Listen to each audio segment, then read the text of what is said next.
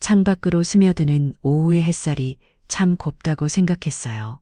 거실 한편에 놓인 난초에 분무기로 물을 뿌려주며 반질반질한 잎사귀를 닦아주는 것이 요즘 제 소소한 낙이었습니다. 남편 먼저 하늘로 보내고 하나뿐인 아들놈 장갑 보내고 나니 제 인생에 남은 것이라고는 이 따금 찾아오는 장막감과 조촐한 화초 몇 개가 전부인 듯 했지요. 텔레비전에서는 한물간 배우들이 나와 자기들끼리 웃고 떠드는데 그마저도 없으면 온 집안이 무덤처럼 조용할 것 같아 늘 켜놓고 살아요. 그렇게 한가로운 오후를 보내고 있을 때였습니다. 현관 도어록 누르는 소리가 요란하게 울리고 코디어 비밀번호를 누르는 소리가 들렸습니다. 삑삑삑삑 책에는 세상에서 가장 반가우면서도 동시에 심장이 덜컥 내려앉는 소리랍니다. 어머니, 저 왔어요. 제 아들 우지태였습니다. 아니다 다를까 아들 뒤로는 뼈로 통한 얼굴에 며느리 구현미와 그의 손에 이끌려 들어오는 손주 하준이가 보였습니다. 매번 이런 식이었어요.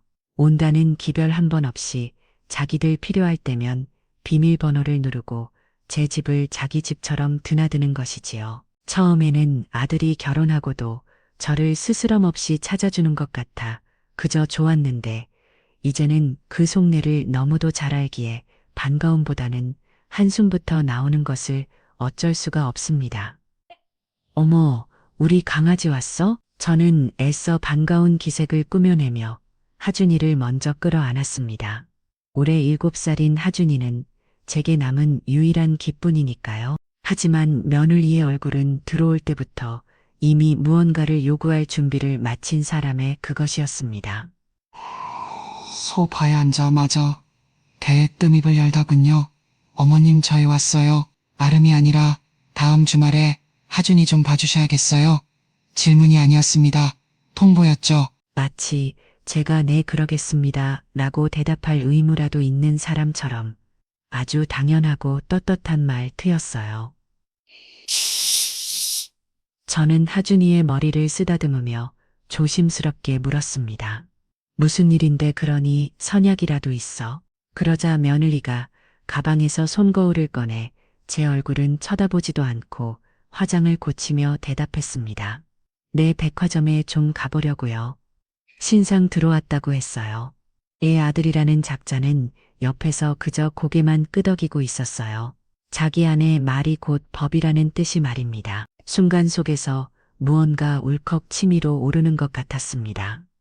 그날의 고기들 쇼핑하겠다고 주말 내내 아이를 늙은 어미에게 맡기겠다는 말을 저렇게 아무렇지 않게 할 수 있다니 제 주말 계획 같은 건 안중에도 없는 것이죠. 사실 동네 노인정 할머니들과 가까운 산에 나들이 가기로 약속이 잡혀 있었거든요. 하지만 그 말을 꺼내봐야 어머니 그런 건 다음에 가셔도 되잖아요. 라는 핀 입만 돌아올게 뻔했습니다.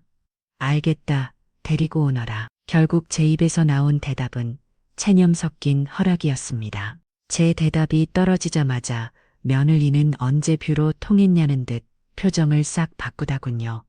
바로 이럴 때가 가장 얄미웠습니다.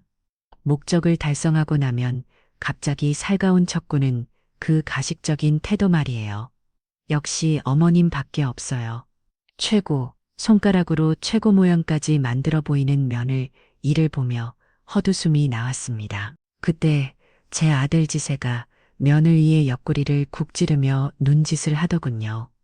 그러자 며느리가 무릎을 탁 치며 마치 이제야 생각났다는 듯 호들갑을 떨기 시작했습니다. 아, 맞다.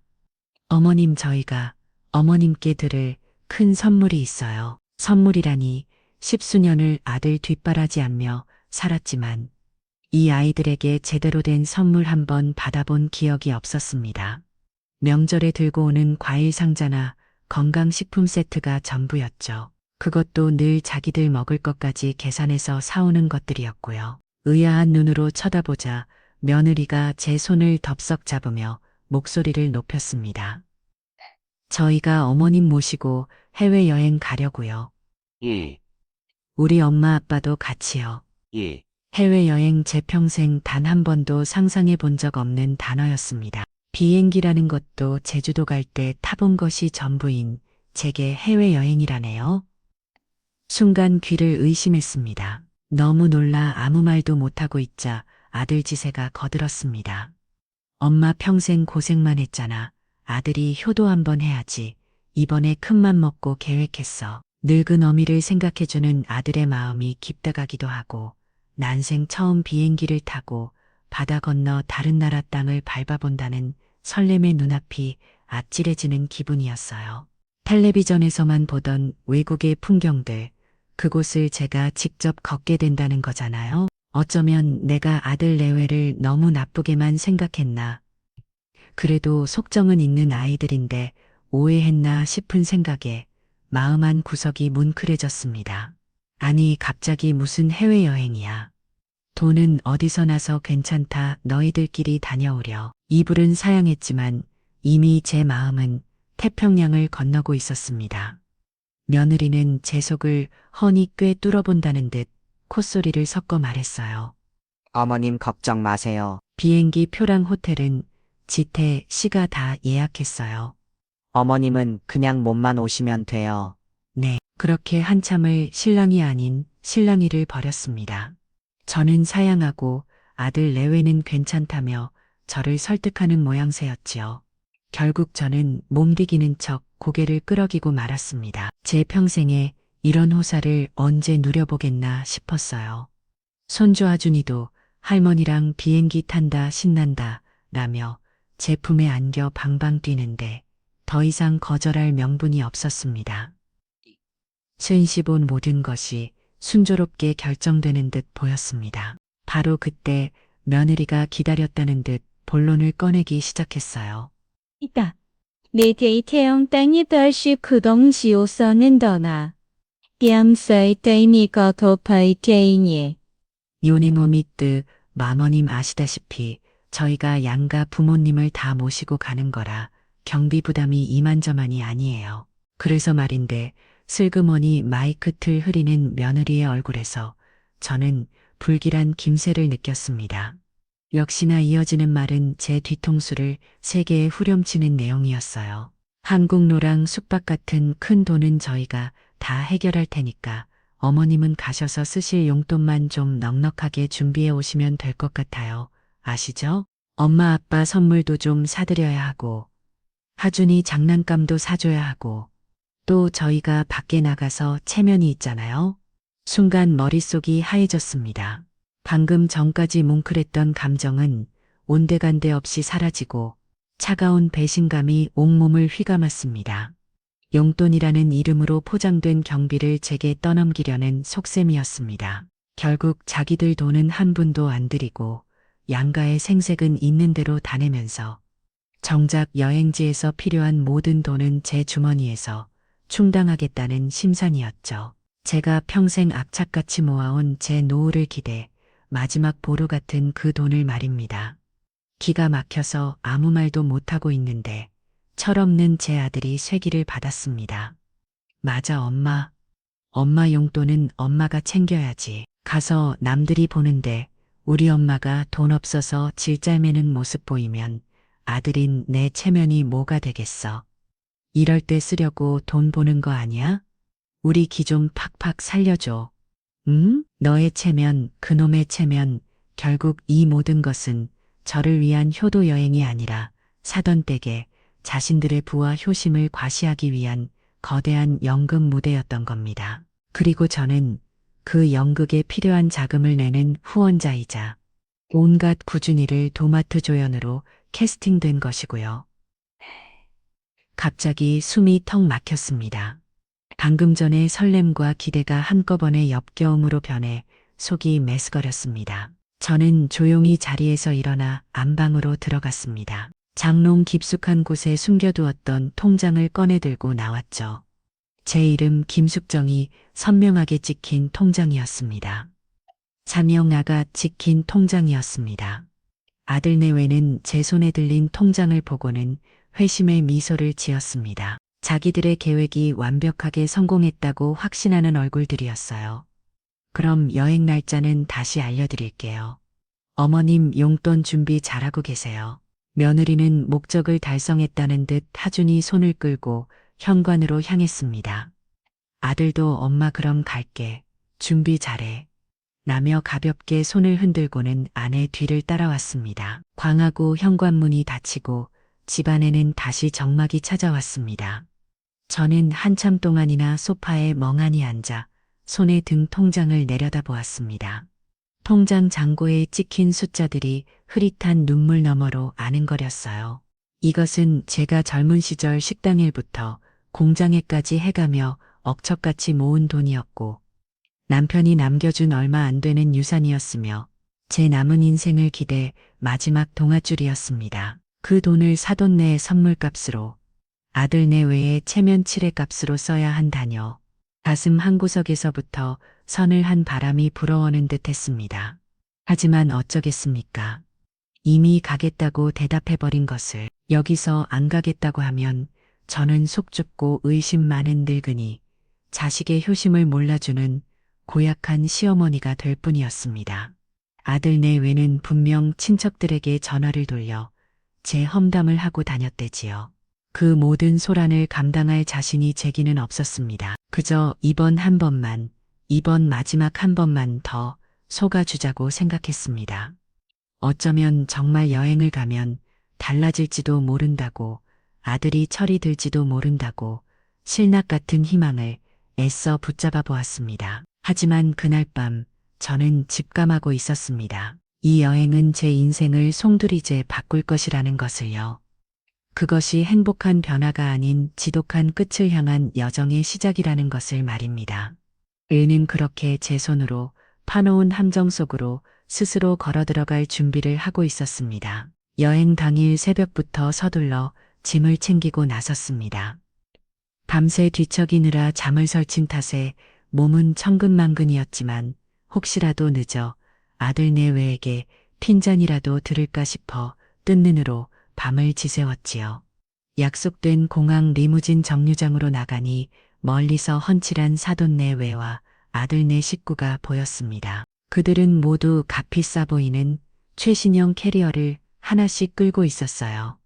바퀴 달린 가방이 세상에 나온 지가 언젠데 저는 여태껏 이민 가방처럼 커다랗고 낡은 바퀴 없는 가방을 쓰고 있었습니다. 아들놈 장가 보낼 때 혼수며 예단이며 물이 아니라 정작 제 물건 하나 바꾸려 여유가 없었기 때문입니다. 아니, 여유가 없었다기보다는 제 자신을 챙길 마음에 여유가 없었다는 편이 더 맞겠지요. 어머니 오셨어요? 짐은 이리 주세요. 아들 지제가 제게다가 와 손을 내밀었습니다. 저는 순간 가슴이 뭉클했어요. 그래도 아들이 어미를 챙기는구나. 무거운 짐을 들어주려는구나 싶었지요. 하지만 아들의 다음 행동은 제 기대를 여지없이 박살냈습니다. 아들은 제 낡은 가방을 받는 대신 자신이 들고 있던 작고 가벼운 서류 가방을 제게 건넸습니다. 그리고 사돈 어른의 캐리어 손잡이를 잡더군요. 아버님, 이건 제가 끌겠습니다. 편하게 가시죠. 사돈은 인자한 미소를 지으며 허허 사위 덕에 내가 편하고 원이라며 어깨를 툭툭 쳤습니다. 제 며느리 현미는 자기 엄마의 캐리어를 끓이며 제 잘거리고 있었고요. 졸지에 저와 제 낡은 가방만 덩그러니 남겨진 꼴이었습니다. 저는 어이가 없어 아들을 쳐다봤습니다. 지세야, 그럼 내 집은 제 말이 채 끝나기도 전에 아들이 대수롭지 않다는 듯 말했습니다.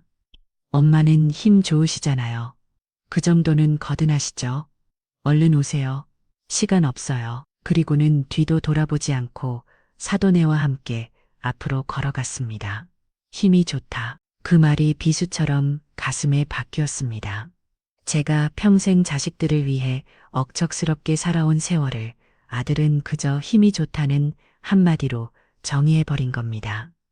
저는 끈소리를 내며 무거운 가방 손잡이를 잡았습니다.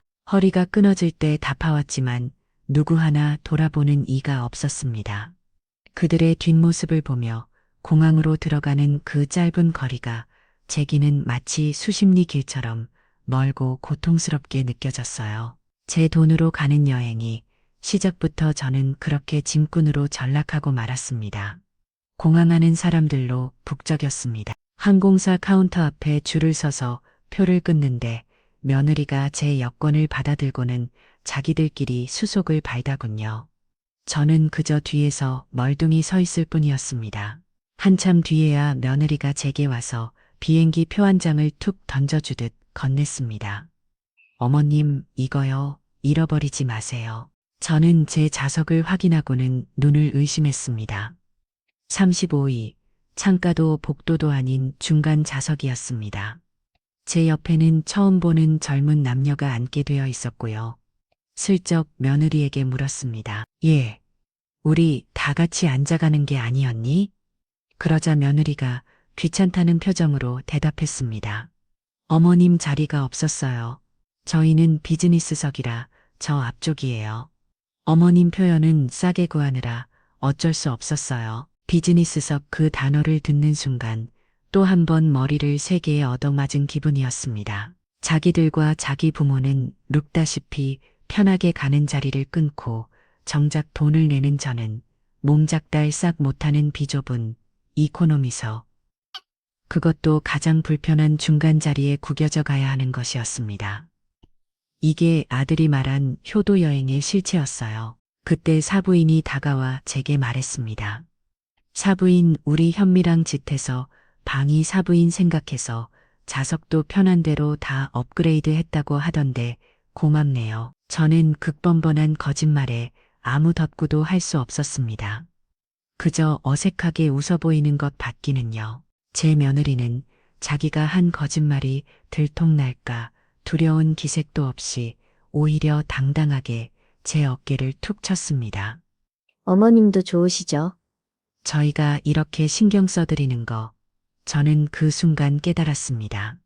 이 아이들은 저를 동등한 가족, 구성원으로 생각하는 것이 아니라 자신들의 위신을 세우기 위한 소품 혹은 필요할 때 돈을 꺼내 쓰는 인형 정도로 여기고 있다는 것을요. 출국 수속을 밟고 면세점으로 들어서자 그들의 본색은 더욱 노골적으로 드러났습니다. 며느리는 곧장 자기 엄마의 팔짱을 끼고 명품관으로 향했습니다. 엄마, 이 가방 어때? 엄마랑 잘 어울리겠다. 내가 사줄게. 사부인은 입이 귀에 걸려서는 어머, 이걸 어떻게 받아? 비쌀 텐데라면서도 눈은 가방에서 떼지를 못하다군요. 며느리는 수백만 원짜리 가방을 아무렇지 않게 결제했습니다. 그 돈이 다 어디서 나왔겠습니까? 제가 챙겨온 용돈에서 나갔을 게 불보듯 뻔했지요. 저는 그 모습을 멀찍이서 지켜보다가 제 아들에게 조용히 물었습니다. 지세, 저 가방 많이 비싼 거 아니냐? 아들은 귀찮다는 듯 손을 휘휘 저었습니다. 에이, 엄마는 장모님께 이 정도는 해드려야지. 그래야 우리 혐의도 좋아하고. 아들의 머릿속에는 오직 아내와 장모님 생각뿐이었습니다. 어미인 제가 어떤 심정으로 그 모습을 보고 있는지에 대해서는 티끌만큼의 관심도 없어 보였어요. 저는 화장품 가게에 들러 평소 쓰던 스킨 하나를 사려고 손에 집어들었습니다. 그러자 며느리가 어느새 다가와 제 손에서 스킨을 낚아채듯 빼서 내려놓았습니다. 어머님, 그런 건 한국 가서 사셔도 되잖아요. 면세점이라고 다 싼 거 아니에요.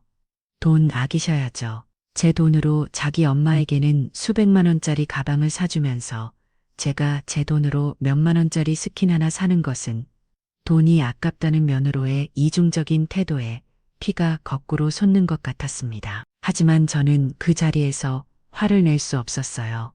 사돌너가 보고 있었으니까요. 저는 그저 씁쓸하게 돌아서야만 했습니다.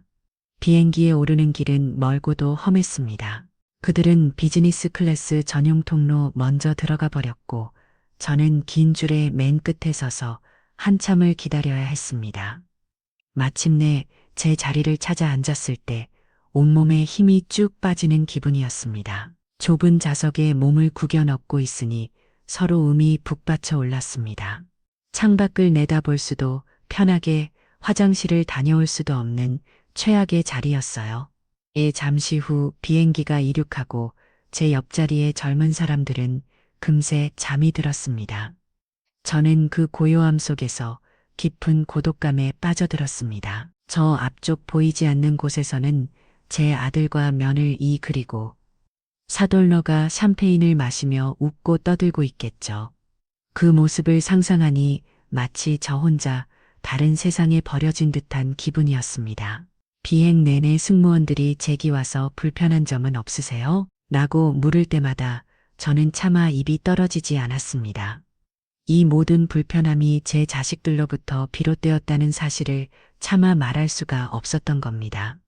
저는 그저 괜찮아요. 라고 대답하며 억지 미소를 지을 뿐이었습니다. 10여 시간의 비행이 끝나고 목적지 공항에 도착했을 때 저는 이미 녹초가 되어 있었습니다. 비행기에서 내리자 저만 취합해서 퇴조한 표정으로 서 있는 아들네 외와 사돌너가 보였습니다. 며느리가 저를 보더니 인상을 찌푸리며 말했습니다. 어머님 왜 이렇게 늦게 나오세요? 한참 기다렸잖아요. 밤새 좁은 좌석에서 옴짝달싹 못하고 온 저를 향한 첫마디가 고작 타박이라니 저는 아무 대고도 할 기운이 없었습니다.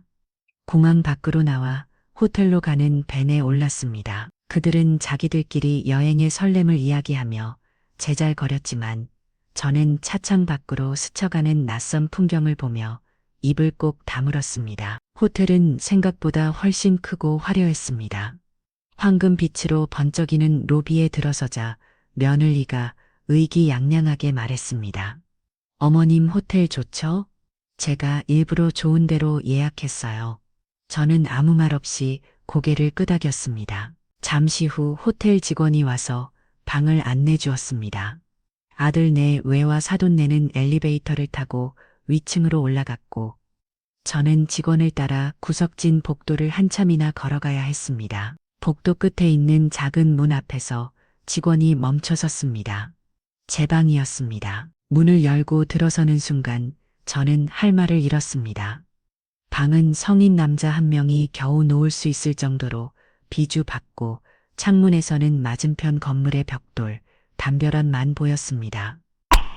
화장실에서는 퀴치한 냄새까지 났고요. 며느리가 말한 좋은 호텔이라는 것은 결국 자기들을 위한 것이었지 저를 위한 것은 아니었던 겁니다. 저는 침대인지 소파인지 분간이 안 가는 날 근침상에 걸터 앉았습니다.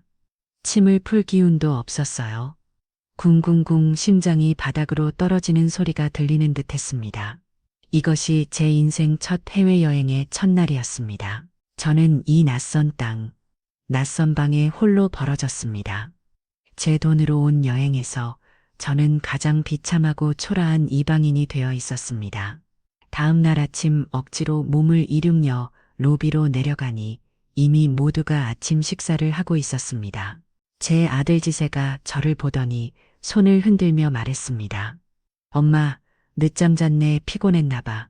얼른 와서 뭐라도 먹어. 그 목소리에는 어젯밤 저를 가장 후미진 방에 밀어넣은 것에 대한 미안함이나 죄책감 따위는 한 점도 섞여 있지 않았습니다. 저는 입맛이 없어 간단히 빵 몇 조각만 집어들었습니다.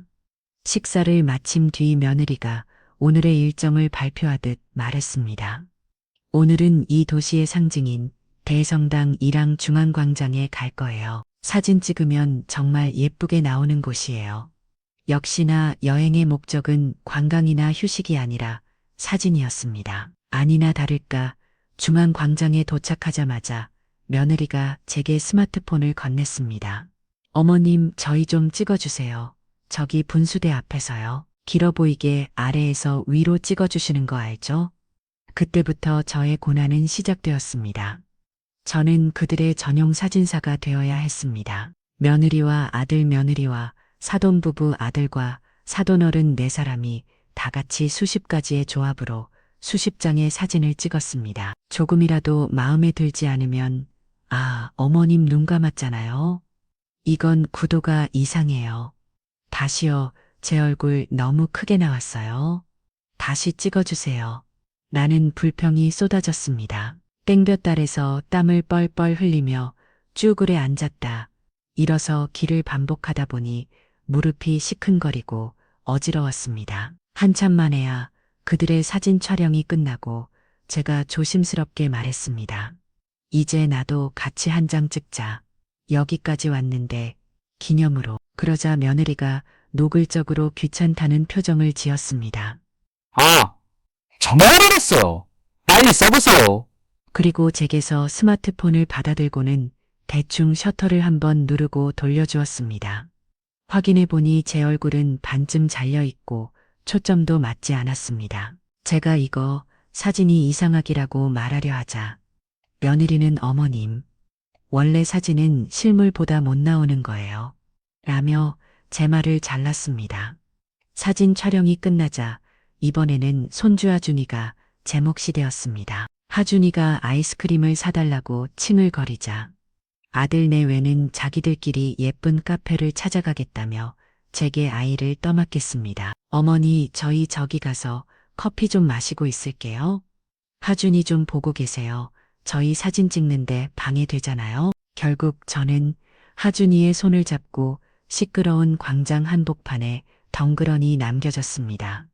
아이스크림을 사서 먹이고 화장실에 데려가고 비둘기를 쫓아다니는 아이를 쫓아다니다 보니 온몸이 땀으로 흠떡 젖었습니다. 어머니 카페 테라스에 앉아 여유롭게 커피를 마시며 웃고 떠드는 아들, 내외와 사돌네의 모습이 보였습니다. 그 순간 저는 관광객이 아니라 이국단까지 원정온 보모에 불과하다는 사실을 다시 한번 깨달아야 했습니다. 점심시간이 되어 그들이 지정한 식당으로 향했습니다. 아주 근사하고 비싸 보이는 레스토랑이었어요. 메뉴판을 받아들었지만 온통 꼬부랑 글씨라 무앗 하나 읽을 수가 없었습니다. 제가 당황하고 이자 면을 이가 핀잔을 주었습니다. 어머님은 그냥 저희가 시켜주는 것 드세요. 어차피 봐도 모르시잖아요. 저는 입맛이 까다로운 편이라 혹시라도 향이 강한 음식은 못 먹을까 싶어 조심스럽게 말했습니다. 나는 그냥 밥이랑 김치 같은 한식이 좋은데 근처에 없으려나. 그 말이 끝나자마자 며느리가 경멸이 섞인 웃음을 터뜨렸습니다. 어머니 진짜 촌스럽게 왜 그러세요? 이 비싼 돈 주고 여기까지 와서 무슨 김치를 찾으세요? 그냥 조용히 계세요. 제발 옆에 있던 아들도 거들었습니다. 엄마 언제까지 그렇게 김치만 찾을 거야? 글로벌 시대에 좀 맞게 살아봐. 여기 음식 맛있어. 사돌네는 그 모습을 보며 흥미롭다는 듯 혹은 한심하다는 듯 저를 쳐다보고 있었습니다. 저는 얼굴이 화끈거려 아무 말도 할 수 없었습니다. 잠시 후 제 앞에 놓인 음식은 보기에도 생소하고 이상한 향이 나는 것이었습니다.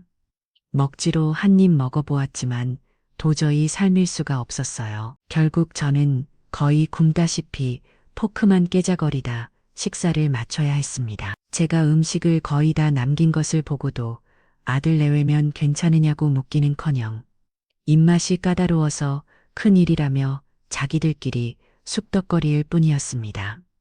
오후에는 쇼핑센터에 갔습니다.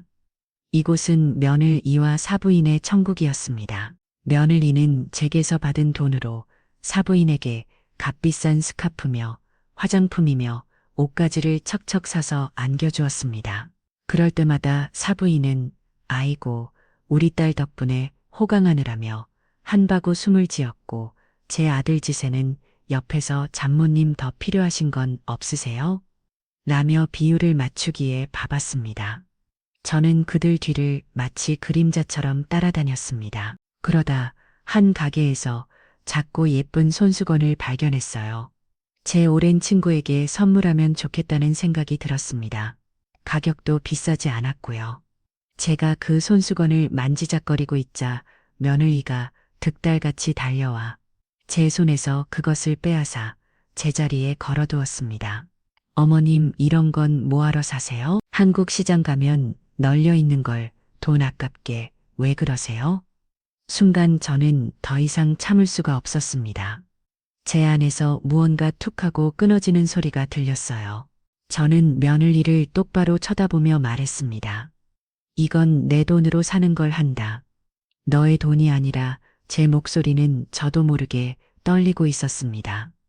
제 방역에 며느리는 잠시 당황한 듯 보였지만 이내 비웃음을 머금고 대답하더군요. 어머님 돈이 제 돈이고 제 돈이 어머님 돈이죠. 가족끼리 뭘 그렇게 따지세요? 제가 다 어머님 아껴드리려고 하는 말이잖아요.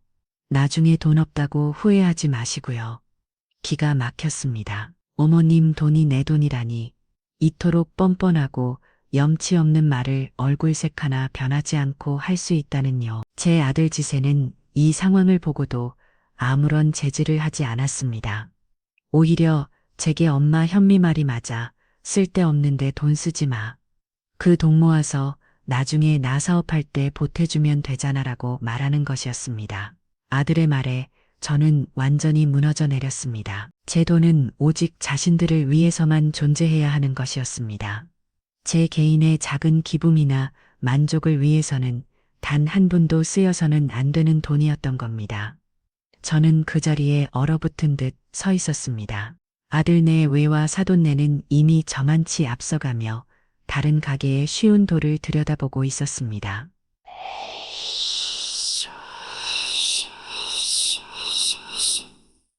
제 손에는 아무것도 들려있지 않았습니다. 돈은 제가 냈지만 쇼핑백은 모두 사돈네의 손에 들려 있었습니다. 저는 빈손이었습니다. 마음도 손도 모두 텅 비어버린 기분이었습니다. 이 낯선 도시의 화려한 쇼핑센터 한복판에서 저는 그 무엇보다 비참한 존재가 되어버렸습니다.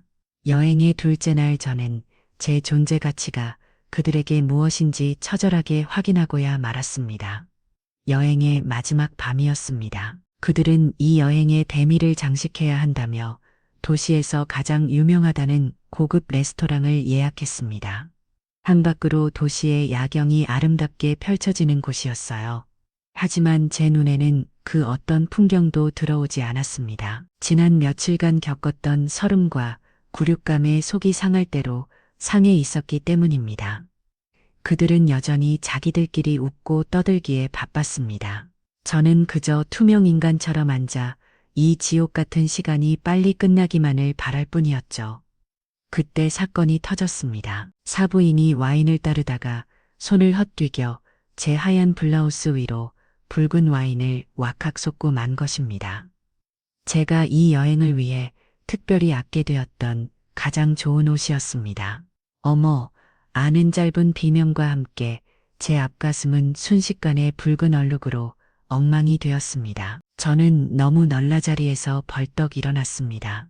하지만 사부인은 미안하다는 말 한마디 없이 그저 어머, 나 이걸 어쩐다니라며 곤란하다는 표정으로 내 키만 만지작거리고 있었어요. 제가 말하기도 전에 제 며느리 혐의가 되려 저를 타박하고 나섰습니다.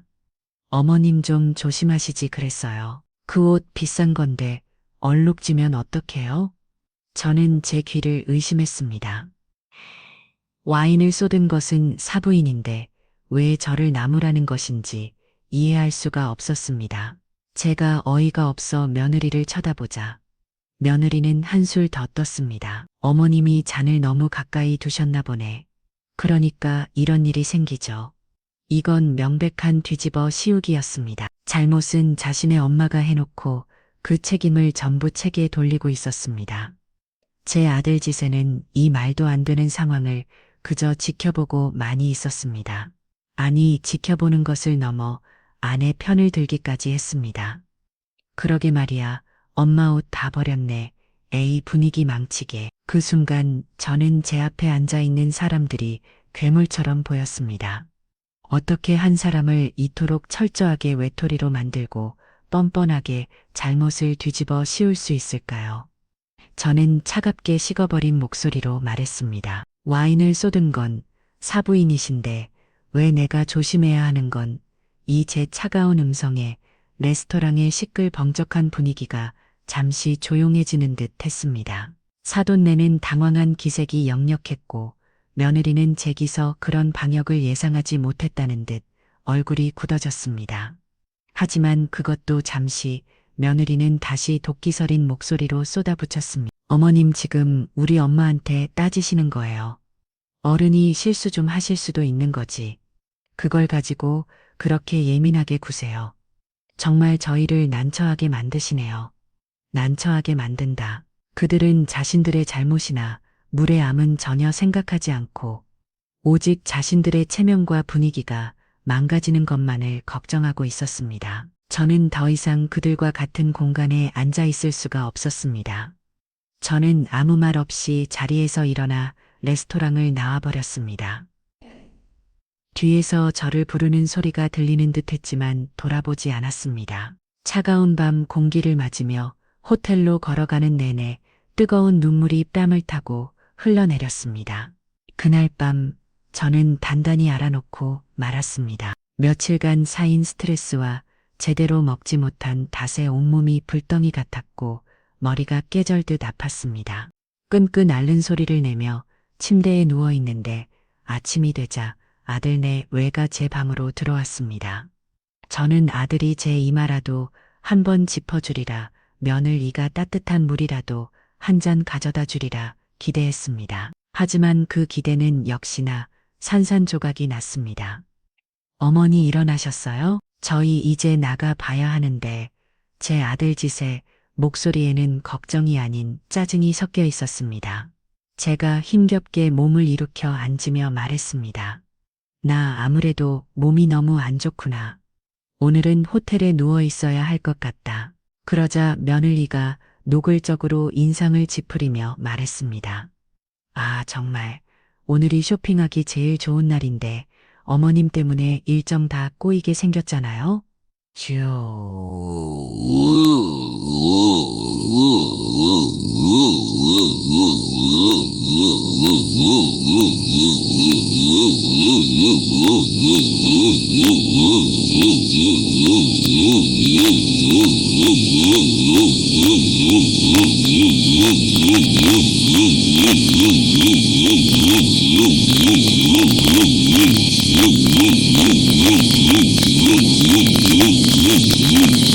마치 제가 일부러 깨병이라도 부린다는 듯한 말투였습니다. 아픈 어미에 대한 걱정은 눈꽃만큼도 찾아볼 수 없었어요. 그들에게 저는 함께 여행 온 가족이 아니라 자신들의 계획에 차질을 주는 귀찮은 짐작일 뿐이었습니다. 아들은 침대 협탁자에 약 2알을 툭 던져놓으며 말했습니다. 엄마, 이 약 먹고 푹 쉬고 있어. 우리는 나갔다 올게. 저녁 대봐. 그리고는 그들은 정말로 저를 혼자 남겨두고 나가버렸습니다. 광하고 닫히는 문소리가 제 심장을 후벼하는 것 같았습니다. 저는 텅 빈 방에 홀로 누워 서로 음에 몸을 덜어야 했습니다. 아픈 것도 서러운데 자식에게 짐작 취급까지 당하니 살고 싶지 않다는 생각마저 들었습니다.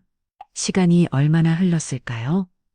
열에 들떠 잠이 들었다 깨기를 반복하다 보니 어느 더 창밖이 어두고 독해져 있었습니다. 몸은 여전히 무거웠지만 갈증이 심해 물이라도 마시려고 비틀거리며 일어났습니다.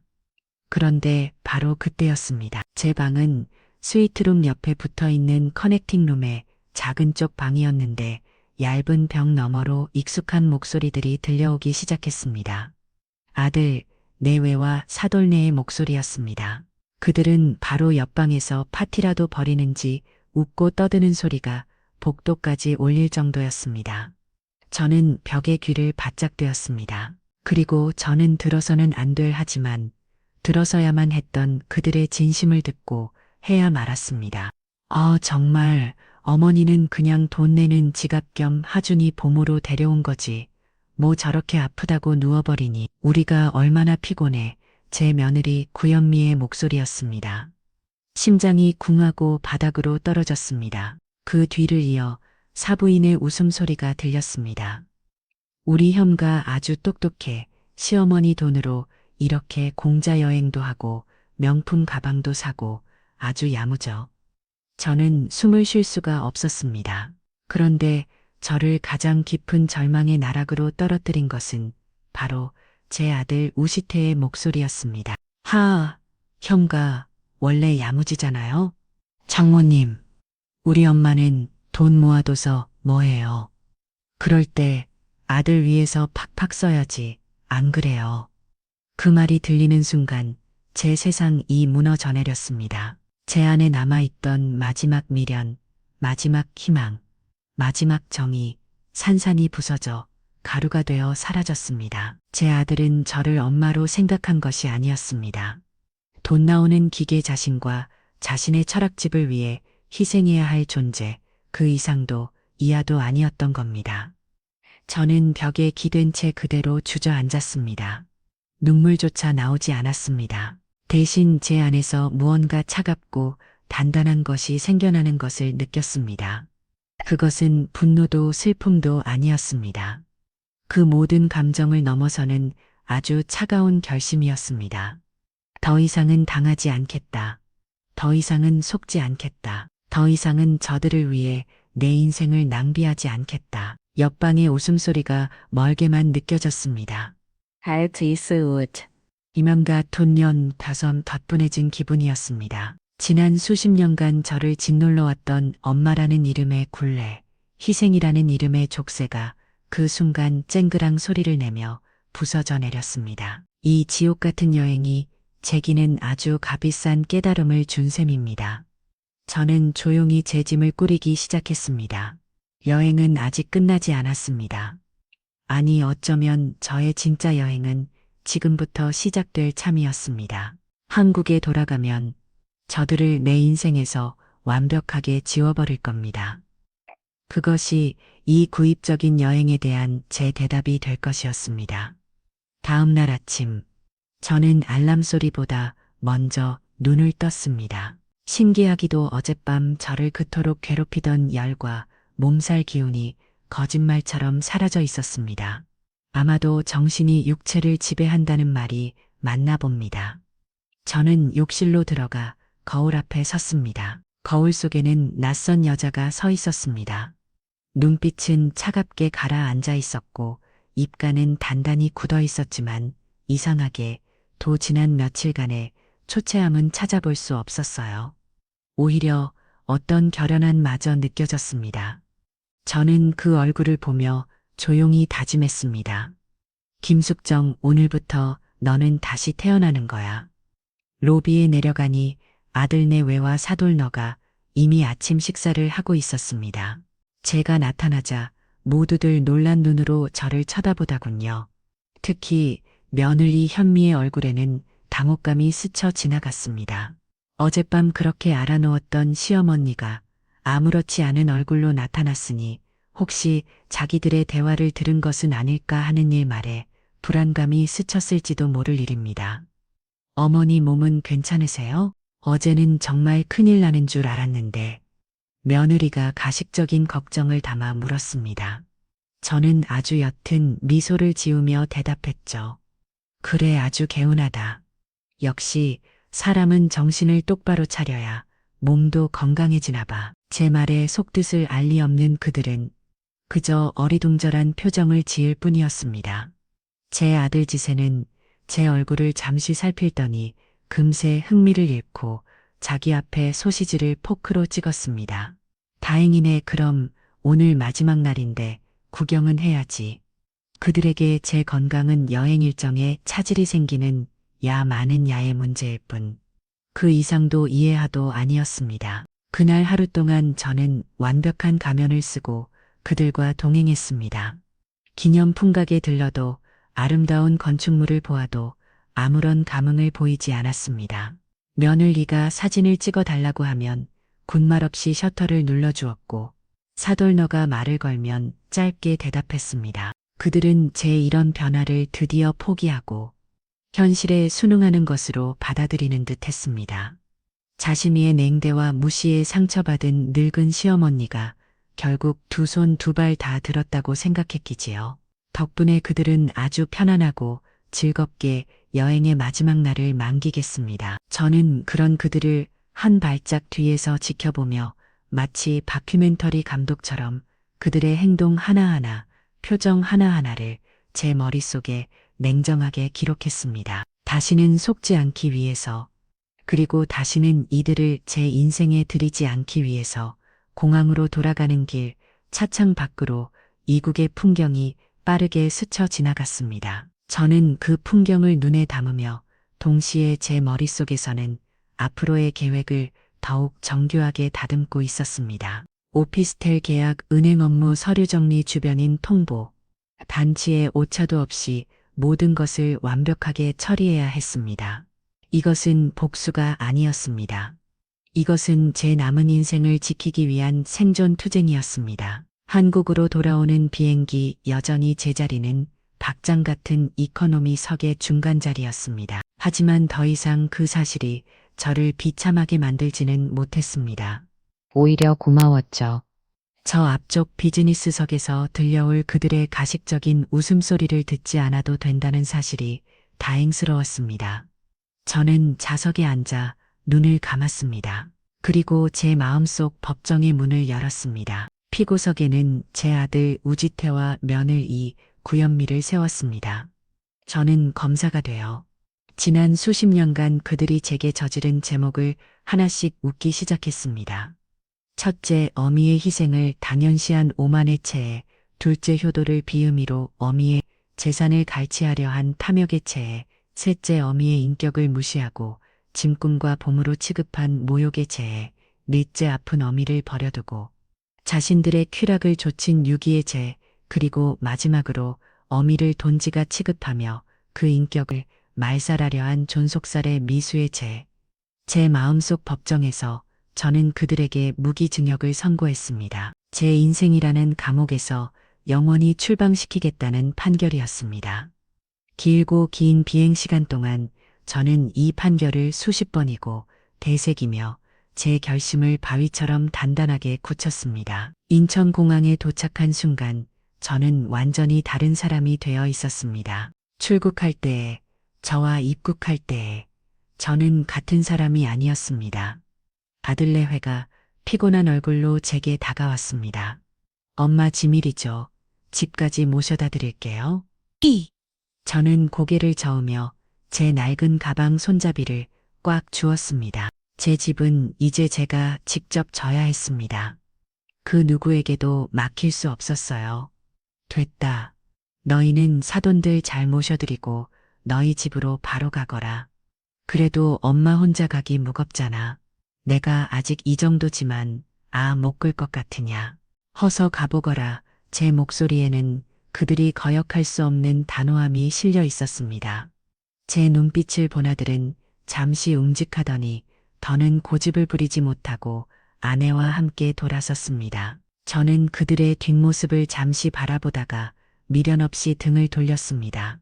공항버스가 아닌 택시를 잡았었습니다. 이제부터 제 시간과 안락감은 그 무겁가도 바꿀 수 없는 소중한 것이었으니까요. 내가 살던 아파트에 도착한 것은 늦은 밤이었습니다. 익숙한 현관문 앞에 섰지만 그곳은 더 이상 제 집처럼 느껴지지 않았습니다. 지난 세월의 추억이 깊은 보금자리가 아니라 제가 탈출해야 할 감옥의 입구처럼 보였습니다. 저는 문을 열고 들어가자마자 신발도 벗지 않은 채 거실불부터 켰습니다. 그리고 곧장 안방으로 향했습니다. 장롱을 열고 그 안에 숨겨져 있던 제 인생의 모든 권리 증서를 꺼냈습니다. 아들 내 전세 계약서, 땅 문서, 통장들, 그리고 남편이 남긴 보험 증서까지. 그것들을 가방 가장 깊숙한 곳에 넣고 나니 천근만마를 얻은 듯 마음이 든든했습니다. 다음으로는 제 물건들을 챙겼습니다. 옷장 가득한 옷들 중에서 제가 제 돈으로 직접 산 옷 몇 벌과 소금만을 골라냈습니다. 아들이나 며느리가 사준 옷들은 모조리 쓰레기 봉투에 담았습니다. 그들이 준 것은 옷이 아니라 모욕이었으니까요. 화장대 위 며느리가 쓰다 남은 샘플이나 유행 지난 립스틱들을 던져준 것들도 모두 쓰레기봉에 처박았습니다. 거실이며 부엌이며 제 손태가 묻지 않은 곳이 없었지만 그 어떤 것에도 미련이 남지 않았습니다. 지난 세월 저는 이 집의 주인이 아니라 그저 관리인에 불과했다는 사실을 깨달았기 때문입니다. 마지막으로 사진 첩 하나를 챙겼습니다. 그 속에는 제 젊은 시절의 부모님 사진과 깎아 머리 여고생이었던 제 모습, 그리고 남편과 연애하던 시절의 푹푹한 사진들이 담겨 있었습니다. 아들과 며느리, 이 손주 하준이의 사진은 단 한 장도 가져가지 않았습니다. 이제 그들은 제 추억 속에서도 지어야 할 존재들이었습니다. 짐을 모두 챙기고 저는 현관으로 나섰습니다. 떠나기 전 마지막으로 해야 할 일이 남아 있었지요. 저는 디지털 도어록 덮개를 열고 비밀번호 변경 버튼을 눌렀습니다. 그리고 제 생년월일이나 아들의 생일 같은 의미가 담긴 숫자가 아닌 원주율의 뒷자리처럼 아무 의미 없는 숫자의 조합을 눌렀습니다. 이제 이 문은 그 어떤 추억으로도 열 수 없는 완벽한 벽이 되었습니다. 아파트를 나와 예약해둔 오피스텔에 도착했을 때 저는 완전히 탈진한 상태였습니다. 하지만 정신만은 그 어느 때보다 맑았습니다. 작지만 모든 것이 새로 갖춰진 오피스텔은 낡고 거대한 아파트보다 훨씬 더 아늑하게 느껴졌습니다. 저는 그날 밤 샤워를 하고 깨끗한 침대에 누워 정말 수십 년 만에 처음으로 완벽한 고요함 속에서 잠이 들었습니다. 다음 날 저는 새로운 인생의 첫 발을 내디딜 준비를 마쳤습니다. 은행에 가서 모든 계좌를 정리하고 아들 내외가 알지 못하는 새로운 은행에 제 모든 자산을 예치했습니다. 그리고 통신사로가 미련 없이 제 옛 번호를 없애버렸습니다. 수십 년간 저를 얽매였던 번호가 공기 중으로 사라지는 순간 저는 날아갈 듯한 자위를 느꼈습니다. 새로운 번호를 받고 주소록에 제 소중한 친구 3명의 이름만을 저장했습니다. 나 숙정이야.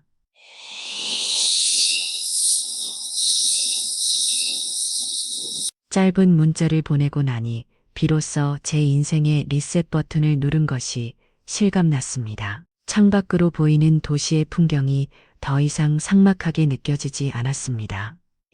이제 저 모든 불빛 속에서 저만의 빛을 내 차례였습니다.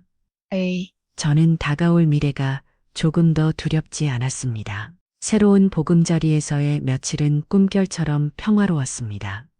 아침 일찍 일어나 공원을 산책하고 서점에 들러 몇 시간이고 죽치고 앉아 책을 읽었습니다. 예전 같으면 이 시간에 반찬이라도 하나 더 만들어야지 혹은 아들네 집에 가서 청소라도 해줄까 하는 생각에 엉덩이를 붙이고 앉아있지 못했을 겁니다. 하지만 이제 저를 울감해던 의무감은 사라지고 없었습니다. 오롯이 저만을 위한 시간을 보내는 것이 이토록 달콤한 일인 줄 예순이 넘어서야 처음으로 알게 되었습니다. 그들의 첫 번째 연락 시도는 예상했던 대로 금요일 오후에 시작되었습니다. 저는 그때 막 새로 산 차잔에 향긋한 국가차를 우려내어 마시고 있었습니다. 제 오피스텔은 완벽한 고요함에 잠겨 있었지만 저는 눈앞에 영상이 펼쳐지듯 아들나의 집 풍경을 그려볼 수 있었습니다. 며느리 현미는 아마 소파와 한몸이 되어 스마트폰으로 명품 가방 신상 정보를 검색하고 있었을 겁니다. 그러다 문득 주말 계획을 위해 반드시 해결해야 할 과제가 떠올랐겠지요. 바로 하준이 처리 문제였습니다. 귀찮은 표정으로 전화기를 들고 너무나도 익숙하게 제의 번호를 눌렀을 겁니다. 수화기를 귀에 댄 채 다른 손으로는 리모컨을 만지작거리며 건성으로 말하려 했겠지요. 어머님 저예요. 내일 오전에 하준이 데리고 갈게요. 하지만 그녀가 들은 것은 다정한 시어머니의 목소리가 아닌 감정 없는 기계음이었을 겁니다. 지금 거신 번호는 없는 번호이오니 현미는 분명 미간을 찌푸렸을 겁니다. 뭐야? 처음에는 통신장이나 혹은 제가 요금을 미납했다고 생각했겠지요. 정말 이 늙은이가 제때 요금도 안 내고 뭐 하는 거야. 그렇게 투덜거리며 남편인 짓에게 짜증을 냈을 겁니다. 자기야, 당신 어머니 전화가 안 돼. 없는 번호라고 나온다고 주말에 하준이 맞게 해야 하는데 어떡할 거야 정말. 제 아들 짓에 역시 심각하게 생각하지 않았을 겁니다. 그래 이상하네. 내가 해볼게. 그리고는 똑같은 기계음을 듣고 나서야 고개를 겨울거렸겠지요. 그들의 대화 속에서 제 아니에 대한 걱정은 단 한마디도 없었을 겁니다. 오직 자신들의 주말 계획에 차질이 생긴 것에 대한 불평과 짜증뿐이었을 텐데요. 진짜 폭풍은 그 다음 그들의 돈줄이 막혔을 때 시작되었습니다. 며느리는 주말에 백화점에 가서 여행지에서 제 돈으로 샀던 가방에 어울리는 구두를 사려고 했을 겁니다. 우아하게 카드를 내밀었을 때 저번에 고객님 죄송하지만 한도 초과가 아니라 정지된 카드입니다라는 말에 얼굴이 시벌겋게 달아올랐겠지요. 주변의 모든 시선이 자신에게 쏠리는 듯한 수치심. 며느리는 화장실로 달려가 분노에 찬 목소리로 아들에게 소리쳤을 겁니다. 이게 어떻게 된 거야? 당신 어머니가 내 카드까지 막아버렸어. 지금 나보고 어떡하라는 거야? 우리를 아주 거질로 만들 작정이야. 그제야 아들 내외는 단순한 문제가 아님을 직감했을 겁니다. 이것은 의도된 단절이자 명백한 선전포고였습니다. 그들은 부랴부랴 하준이를 차에 태우고 제가 살던 아파트로 향했을 겁니다. 그곳에 가면 언제나처럼 현관문을 열어주고 자신들의 불평을 잠잡고 들어주며 따뜻한 밥을 차려주는 엄마가 있을 것이라고 마지막까지 믿고 싶었겠지요. 그들의 당황과 분노는 굳게 닫힌 현관문 앞에서 극에 달을 쓸 겁니다.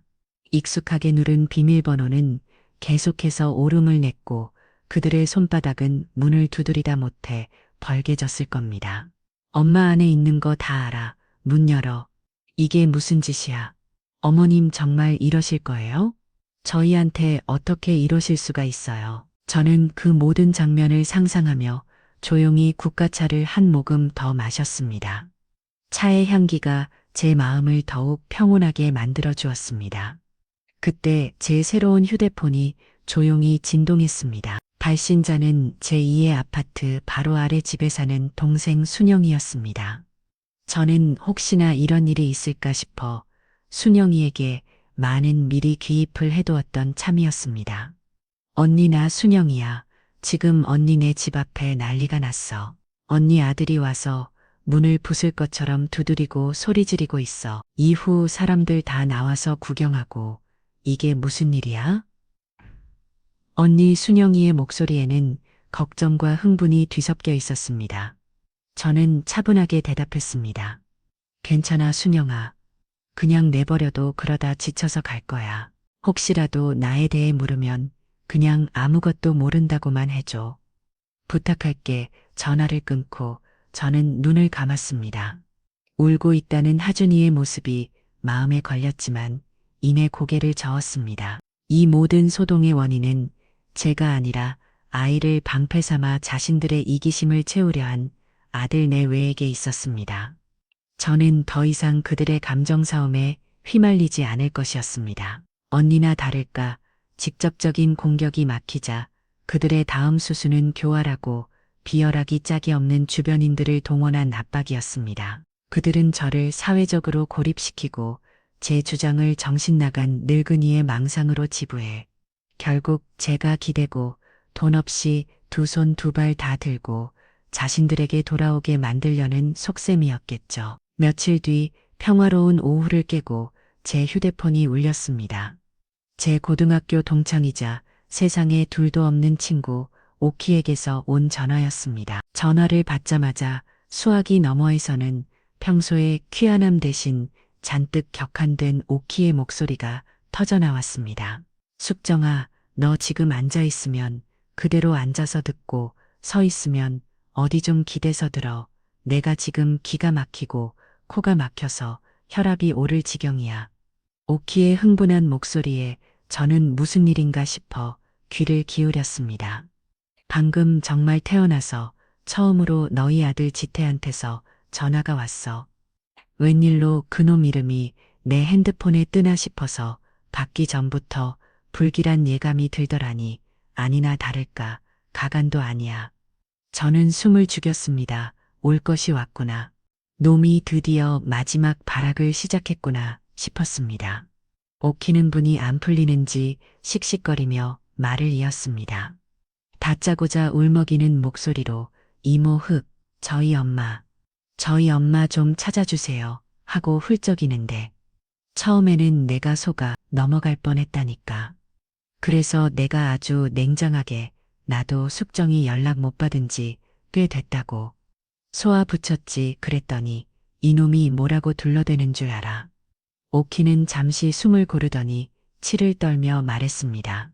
이모 사실 저희 엄마가 요즘 기억력이 많이 안 좋아지시고 자꾸 헛것을 보시는 것 같아요. 얼마 전에 같이 여행을 다녀왔는데 거기서 있지도 않았던 일을 가지고 저희를 자꾸 타박하시고 병원에 모시고 갔더니 의사 선생님이 치매 초기 증상할 수 있다고. 저희는 정말 너무 무서워요. 혼자 길이라도 잃으시면 어떡해요. 이모가 혹시라도 연락 닿으면 저희가 이렇게 애타게 찾는다고 제발 집으로 돌아오시라고 꼭 좀 전해주세요. 세상에 이렇게 말을 하는데 연기 대상감이야. 아주 너를 아주 완벽하게 정신나간 노망난 늙은이로 몰아가고 있던 하니까. 자기는 눈물로 엄마를 찾는 효자 코스프레를 하면서 말이야. 오키의 격앙된 목소리를 들으며 저는 스누숨을 지었습니다. 치매 제 아들이라는 작자가 생각해낸 것이 고작 그것이었습니다. 자신들의 통제에서 벗어난 늙은 어미의 입을 막고 손발을 묶고 모든 권리를 빼앗을 수 있는 가장 손쉬우면서도 가장 잔인한 프레임. 제가 여행지에서 겪었던 모든 굴욕과 몸여름. 이제 치매 환자의 망상이 되고 자신들의 불효와 물의 암은 치매 걸린 엄마를 돌보는 자식들의 고충으로 둔갑하게 될 터였습니다. 참으로 편리하고도 악랄한 방법이었습니다. 그 아이는 제게서 돈과 노동력뿐만 아니라 제 인생의 진실마저 송들 잊지 빼앗으려 하고 있었습니다. 오키야 괜찮아. 너무 화내지 마. 그럴 줄 알았어. 예상했던 일이야. 제 차분한 목소리에 오히려 오키가 더 답답했습니다. 숙정아, 이게 괜찮을 일이야. 걔가 지금 너를 내가 그놈한테 전화해서 당장 그딴 소리 집어치우라고. 너희가 엄마한테 무슨 짓을 했는지 내가 다 안다고 한 바탕 쏘아 붙여줄까. 친구의 의로운 분노가 고마웠지만 저는 고개를 저었습니다. 많이 오키야 절대. 그러지 마. 지금 내가 혹은 내 주변 사람이 반응을 보이는 순간 우리는 그 아이가 짜놓은 각본에 놀아나는 배우가 될 뿐이야. 그 아이가 가장 원하는 건 내 반응이거든. 내가 화를 내거나 억울하다고 소리 집어나 어떻게든 해명하려는 모습을 보이는 것. 그래야 겉봐라. 우리 엄마가 저렇게 감정 기복이 심하고 이상하지 않냐고 떠들고 다닐 테니까. 나는 지금 철저하게 없는 사람, 죽은 사람처럼 있어야 해. 그래야 놈들이 발 디들고 덥시 스스로 무너져 내릴 거야. 그러니 너도 그냥 아무것도 모르는 척 아무것도 듣지 못한 척 해줘. 부탁할게. 제 단호한 설득에 오키는 한숨을 내쉬며 마지막에 알겠다고 대답했습니다. 저는 친구를 안심시키고 전화를 끊었습니다. 수화기를 내려놓자. 방금 전까지의 차분함은 온데간데 없이 온몸에서 힘이 빠져나가는 기분이었습니다. 그들이 저를 치매 환자로 몰아가려 한다는 사실은 제 결심을 시험하는 것이 아니라 오히려 시멘트처럼 단단하게 굳혀버렸습니다. 저는 단순히 홧김에 집을 나온 것이 아니었습니다. 저는 제 남은 인생의 존엄과 자유를 지키기 위해 그들이 사는 이기심과 거짓의 왕국에서 망명한 것이었습니다. 저는 자리에서 일어나 제 작은 오피스텔 창가에 섰습니다. 창밖으로는 서울의 야경이 별처럼 흩뿌려져 있었습니다. 이전에는 저 수많은 불빛들을 보며 외로움과 소외감을 느끼곤 했습니다. 하지만 이제는 달랐습니다. 저 불빛 하나하나가 각자의 이야기를 가진 독립적인 우주의 듯 나 역시 저들과 동등한 나만의 우주를 가진 존재라는 생각이 들었습니다. 이 오피스텔은 더 이상 도망쳐 숨은 도피처가 아니었습니다. 외부의 부당한 간섭으로부터 나를 지키는 나만의 대사관이자 난공불락의 요새였습니다. 저 수많은 불빛 속에서 이제 저는 더 이상 길 잃은 외톨이가 아니었습니다. 스스로 빛을 내어 제 길을 밝히는 단단한 등대가 되어가고 있었습니다.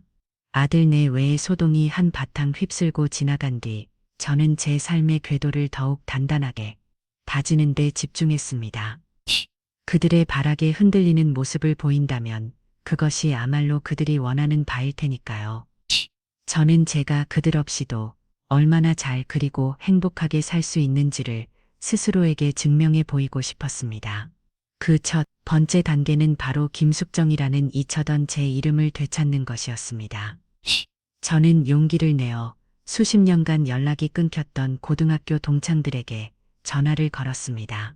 처음에는 다들 제 목소리를 기억하지 못했지만 나 3학년 5만 김숙정이 하라고 말하는 순간 수학이 너머에서는 약속이라도 한 듯 반가운 탄성이 터져나왔습니다. 우리는 당장 만나자며 약속을 잡았고 며칠 뒤 명동의 한 차집은 순식간에 40년 전의 여고 교실로 변해버렸습니다. 세상에, 숙정이 너 얼굴은 그대로인데 마음 고생이 심했구나. 눈빛에 그늘이 졌어. 그러게 말이야. 지태 엄마 하준이 할머니로만 살았지. 김숙정으로 살아본 게 언젠지 기억도 안 난다. 친구들 앞에서 저는 그동안 쌓아두었던 모든 이야기를 쏟아냈습니다. 자식 뒷바라지에 바쳤던 청춘 며느리의 모진 말들, 그리고 제 인생의 분기점이 되었던 지옥 같았던 해외여행 이야기까지. 친구들은 제 이야기를 들어주며 제 등이라도 쓸어줄 듯 안타까워했고, 때로는 자기 일처럼 분노하며 주목을 붉은 주기도 했습니다. 그런 못된 것들은 자식도 아니야. 당장 연금코 너 인생 살아. 숙정아. 맞아.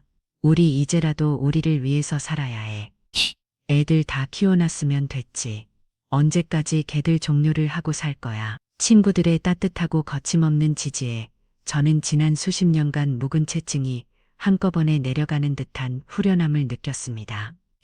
혼자서는 감당하기 벅찼을 슬픔과 분노가 함께 나누니 별건 아닌 것처럼 느껴졌습니다. 그날 이후 우리는 잃어버린 청춘 되찾기 프로젝트를 시작했습니다. 가장 먼저 등록한 곳은 동네 문화센터의 도예 교실이었습니다. 물레 앞에 앉아 축축하고 차가운 헬글 만지른 감촉은 생소했지만 묘한 안정감을 주었습니다. 처음에는 제 맛대로 춤을 추는 흙덩이를 감당하지 못해 몇 번이고 주저앉히기 일쑤였습니다. 하지만 강사님의 도움을 받아 조금씩 흙의 중심을 잡고 제 손길에 따라 흙덩이가 솟아올라 그를 새 형태를 갖추어가는 과정은 제게 경이로운 경험을 선사했습니다. 저는 흙을 빚으며 마치 제 인생을 새로 빚는 듯한 기분이 들었습니다. 빗둘빗둘하고 투박하지만 오롯이 제 힘으로 만들어낸 첫 번째 차장을 손에 들었을 때 저는 세상을 다 가진 것처럼 뿌듯했습니다. 그 차자는 제게 나도 무언가를 창조할 수 있는 사람이라는 자신감을 심어주었습니다. 새로운 삶에 대한 자신감을 얻은 저는 제 인생에서 가장 큰 결단을 내렸습니다. 바로 아들 내외는 꿈에도 모르는 제 비상금 남편이 남긴 경기도에 작은 임해를 처분하는 것이었습니다. 그 땅은 돌아가신 친정아버지가 여자는 작으로 기댈 수 있는 자기 땅 한 조각은 있어야 한다며 제게 물려주신 저의 마지막 보루와도 같은 곳이었습니다. 아들에게 알려주지 않은 이유는 그 아이의 성정을 너무도 잘 알았기 때문입니다. 분명 사업 자금이니 뭐니 하며 팔아치우라고 닥달을 쓸 게 뻔했으니까요. 저는 변호사를 찾아가 법률 자문을 구하고 신뢰 아만한 부동산 중개인을 통해 땅을 정리했습니다. 다행히 최근 주변 지역의 개발품이 이뤄 있고 있던 땅은 제 상상보다 훨씬 큰 돈이 되어 돌아왔습니다. 제 평생 통장에 찍혀본 적 없는 액수의 돈이 입금된 것을 확인하는 순간 저는 떨리는 손으로 통장을 가슴에 품었습니다. 이것은 단순한 돈이 아니었습니다. 이것은 제 자유였고 제 졸업이었으며 제 남은 인생을 그 누구에게도 구걸하지 않고 살아갈 수 있는 힘이었습니다. 저는 그 돈으로 가장 먼저 저 자신을 위한 선물을 했습니다. 바로 스위스로 떠나는 열흘짜리 여행 상품을 예약한 것입니다. 세상에서 가장 비싸고 좋은 1등석 국적기 항공권과 5성급 호텔 스위트 룸으로만 이루어진 상품이었습니다. 예약을 마친 뒤 제 심장은 터질 것처럼 두근거렸습니다. 굴욕으로 가득 찼던 지난 여행의 악몽을 완벽한 행복으로 덮어버릴 수 있을 것 같았습니다. 여행을 준비하며 하루하루가 설렘으로 가득 차 있을 때쯤 제 결심을 시험하는 마지막 관문이 찾아왔습니다. 아래집 동생 수령이에게서 온 문자 메시지였습니다. 언니 잘 지내시죠?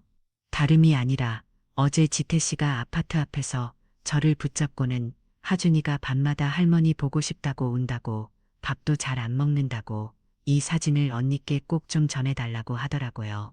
문자와 함께 전송된 사진 속에는 눈이 통통 붓도록 운 듯한 하준이가 심으로 간 표정으로 앉아 있었습니다. 사진을 보는 순간 심장이 콩하고 내려앉았습니다. 제 예쁜 강아지, 제 눈에 넣어도 아프지 않을 손주, 아이의 슬픈 얼굴을 보니 당장이라도 달려가 품에 꼭 안아주고 싶은 마음이 불쑥 솟구쳤습니다. 바로 그때 저는 정신을 차렸습니다. 이것은 그들의 마지막 카드였습니다. 연민과 죄책감을 자극해 저를 다시 굴복시키려는 가장 비열하고 잔인한 수법이었습니다. 저는 잠시 눈을 감고 깊은 숨을 내쉬었습니다. 그리고는 하준이의 사진을 확대해 가만히 들여다보았습니다. 아이는 슬퍼 보였지만 그 뒤편으로 보이는 아들 내 집 거실은 어지럽고 지저분했습니다. 제가 없으니 집안 꼴이 엉망이 된 것이겠죠. 그들은 아이를 걱정하는 것이 아니었습니다. 자신들의 불편함을 해결해줄 무급 가사 도우미와 보모가 사라진 것을 아쉬워하고 있을 뿐이었습니다. 저는 고통스러웠지만 단호하게 사진과 문자를 삭제했습니다. 그리고 수령이에게 답장을 보냈습니다. 수령아, 마음 써줘서 고맙다. 하지만 앞으로는 이런 연락 내게 전달해주지 않았으면 좋겠어. 내 마음이 약해지니까 나는 괜찮아. 아주 잘 지내. 답장을 보내고 나서 저는 여행 가방에 붙일 이름표를 꺼내들었습니다. 그리고 그곳에 제 이름 석자를 정성껏 써놨습니다. 이임수정. 더 이상 누구의 엄마도 누구의 할머니도 아닌 오롯한 제 이름이었습니다. 스위스의 만년설처럼 제 마음은 이제 그 어떤 감정에도 흔들리지 않을 만큼 단단하고 차가워져 있었습니다. 저는 제 인생의 주인공으로서 당당하게 새로운 모델로 나아갈 준비를 모두 마쳤습니다. 스위스로 떠날 날짜를 손꼽아 기다리며 하루하루를 설렘으로 채워가던 어느 날 예상했던 대로 아들네 뇌의 발악은 새로운 국면으로 접어들었습니다. 그들은 더 이상 저를 직접 공격하는 것이 아니라 주변인들을 이용해 저를 압박하는 비열한 수법을 쓰기 시작했습니다. 제 존재를 부정하고 고립시키려 했던 그들이 이제는 제 존재를 인정하지 않을 수 없게 되자 저를 다시 자신들의 통제하에 두기 위해 온갖 거매줄을 치기 시작한 것이지요. 첫 번째 연락은 제 시동생, 그러니까 지태의 작은 아버지에게서 왔습니다. 저는 명절 때나 겨우 얼굴을 보던 그와 그리 살가운 사이가 아니었지만 대뜸 제게 전화를 걸어 다짜고자 호통을 치기 시작했습니다. 형수님, 지금 제정신이십니까? 애피 없는 자식이라고 지태를 얼마나 오냐 키우셨으면 걔가 지금 형수님 하나 찾겠다고 생업도 전폐하고 길거리를 헤매고 다니는 걸 아세요? 며느리가 뭘 얼마나 잘못했다고 말 한마디 없이 집을 나가서 온 집안을 통비박산으로 만드시는 겁니까? 당장 지태한테 연락해서 집으로 돌아가세요. 이게 다 형수님이 너무 오냐 키운 탓입니다. 수화기 너머로 터져나오는 고함 소리를 들으며 저는 어이가 없어 실소했습니다. 제 사정은 단 한마디도 물어보지 않고 모든 책임을 제게 돌리는 그 편협함, 제 아들이 그에게 달려가 얼마나 눈물 콧물을 자며 저를 치매 걸린처럼 늦늙은 엄마로 자신을 가출한 엄마를 찾아 헤매는 효자 아들로 둔갑시켰을지 눈에 선했습니다. 저는 시동생의 말이 모두 끝나기를 기다렸다가 아주 차분하고 조용한 목소리로 대답했습니다. 도련님, 제가 제 아들을 어떻게 키웠는지는 도련님께서 이거 알부할 문제가 아닌 것 같습니다. 그리고 제 문제는 제가 알아서 해결하겠습니다. 다시는 이런 일로 연락하지 말아 주십시오. 제 냉랭한 대답에 시동생은 잠시 말을 잇지 못하다가 형수님 정말 실망입니다 라는 말을 끝으로 전화를 끊어버렸습니다. 저는 그와의 인연도 오늘로 끝이라고 생각하며 미련 없이 그의 번호를 차단 목록에 추가했습니다. 며칠 뒤 이번에는 미국에 사는 시누이에게서 장문의 메시지가 도착했습니다. 내용은 시동생의 그것과 대동소이했지만 훨씬 더 감정적이고 교묘했습니다. 언니 이게 다 무슨 일이야? 현미한테 들으니 언니가 요즘 기억력도 많이 안 좋아지시고 사람도 못 알아보신다면서 그래서 오해를 하고 집을 나가셨다는데 지대가 엄마 걱정에 매일 밤을 울면서 지새운데 오죽하면 내가 비행기 표 끊고 한국으로 들어가 볼까 생각 중이야. 그러니 제발 지대 생각해서라도 그리고 하늘에 있는 우리 오빠 생각해서라도 마음 푸시고 집으로 돌아가. 응. 저는 그 메시지를 읽으며 헛울 숨을 터뜨렸습니다. 그들은 이제 저를 치매 환자로 만드는 것도 모자라 죽은 남편까지 팔아가며 저를 압박하고 있었습니다. 저는 그 어떤 대꾸도 하지 않았습니다. 그들의 각본의 대사를 얹어주는 어리석은 짓을 할 필요는 없었으니까요. 그저 메시지를 삭제하고 시누이의 번호 역시 차단했습니다. 그렇게 저는 제 인생의 불필요한 가지들을 하나씩 아주 냉정하게 쳐내기 시작했습니다. 친척들을 동원한 압박이 통하지 않자 그들은 최후의 카드를 꺼내 들었습니다. 바로 사돈, 그러니까 며느리, 이의 부모였습니다. 어느 날 오후 모르는 번호로 전화가 걸려왔습니다. 받을까 말까 망설이다. 받았는데 수화기 너머에서는 익숙하면서도 듣고 싶지 않은 목소리가 들려왔습니다. 사부인이었습니다. 아이고, 사부인 통화가 돼서 정말 다행이네요. 우리 사위랑 딸내미가 사부인 걱정에 애가 새까맣게 타들어가고 있어요. 대체 어디 계신 거예요? 그녀의 목소리에는 걱정보다는 저를 찾아냈다는 안도감과 이제 상황을 자기들 뜻대로 주무를 수 있다는 자신감이 섞여 있었습니다. 저는 아무 말 없이 그녀의 다음 말을 기다렸습니다.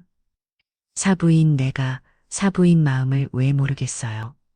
우리 혐의가 아직 철이 없어서 말실수도 하고 행동이 서투를 때도 있지요. 그래도 어미인데 사부인께서 넓은 마음으로 이해해 주셔야죠.